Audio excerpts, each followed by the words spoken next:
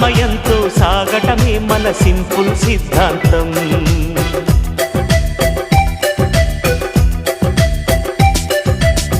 చిరుగాలికి పరిమళమిచ్చే సిరిమల్లెల వనమై ఉందాం. గగనాన్ని నేలను కలిపే హరివిల్లుల బంతెన అవుదాం.